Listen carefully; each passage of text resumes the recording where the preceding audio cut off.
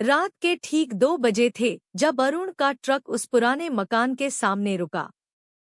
बारिश हो रही थी, हल्की हल्की, जैसे आसमान भी उस घर को देखकर रो रहा हो।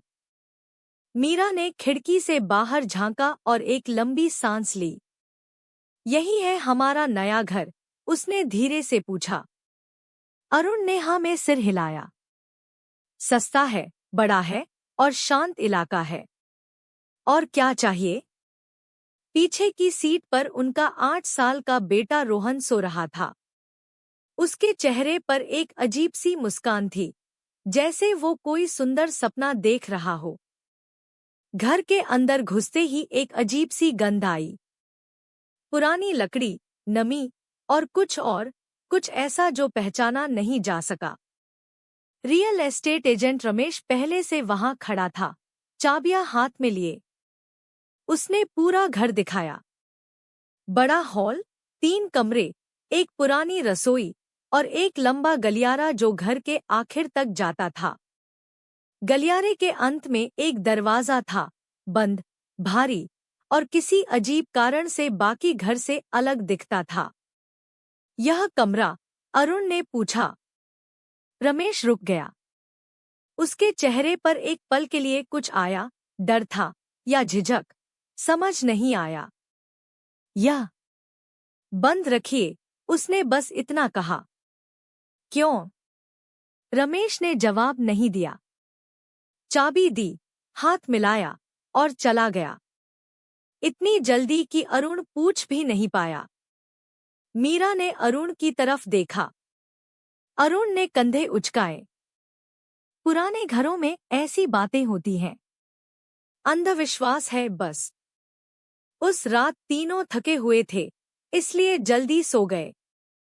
अरुण को नींद आते ही आ गई। मीरा थोड़ी देर करवटें बदलती रही, फिर वो भी सो गई। रोहन अपने नए कमरे में पहले ही सो चुका था। पर रात के करीब 3 बजे मीरा की आंख खुल गई। एक आवाज थी, बहुत हल्की, बहुत दूर से आती हुई, जैसे कोई बच्चा गुनगुना रहा हो। उसने अरुण को हिलाया। अरुण ने आंखें खोली, सुना और बोला, रोहन होगा। बच्चे नींद में अजीब हरकतें करते हैं। मीरा उठी, रोहन के कमरे में गई। रोहन गहरी नींद में था, बिल्कुल चुप। आवाज कहाँ से आ रही थी? मीरा गलियारे में आई। आवाज और साफ हो गई। वो उस बंद दरवाजे की तरफ से आ रही थी। वो वहां खड़ी रही, सांस रोककर, कांपते हुए। फिर आवाज बंद हो गई। मीरा वापस चली गई। शाम को खाना खाते वक्त रोहन ने अचानक पूछा, पापा, उस आखिरी कमरे में कौन रहता है? अरुण का हाथ रुक गया। कोई नहीं। वो खाली है। नहीं है, रोहन बोला, बड़े आराम से, जैसे कोई बहुत साधारण बात कह रहा हो। वहां एक लड़का रहता है। उसने आज मुझे देखकर हाथ हिलाया। मीरा का दिल धक से रह गया। तुम उस कमरे के पास गए थे? नहीं मम्मा। मैंने गलियारे से देखा।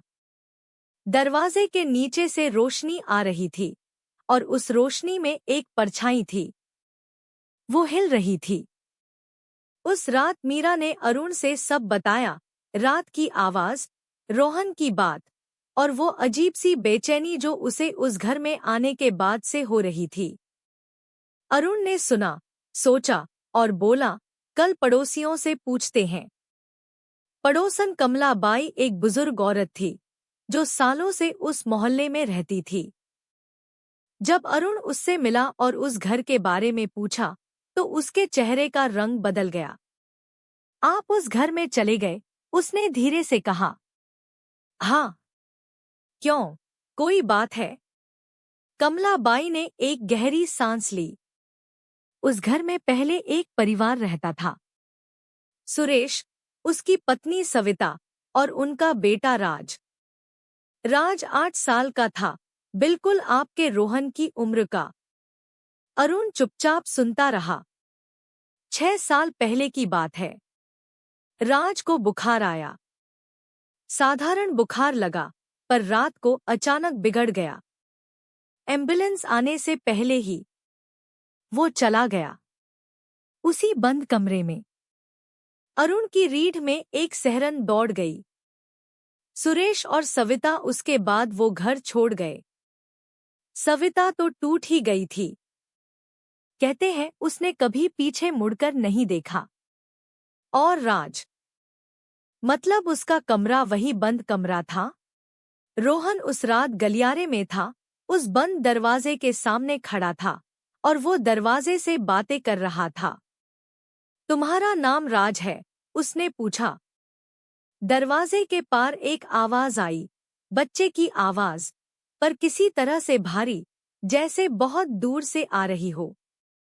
हाँ। तुम यहाँ क्यों हो? एक लंबी चुप्पी। जा नहीं सकता। क्यों नहीं जा सकते? माँ ने अलविदा नहीं कहा। रोहन यह सुनकर कुछ देर चुप रहा। फिर बोला, मैं तुम्हारी माँ को बुलाऊंगा। दरवाजे के पार आवाज कुछ नहीं आई, पर दरवाजे की दरारों से जो हल्की रोशनी आ रही थी, वो एक पल के लिए तेज हो गई, जैसे किसी ने अंदर से उम्मीद की हो। अगली सुबह जब मीरा रसोई में आई, रोहन नाश्ते की मेज पर बैठा था।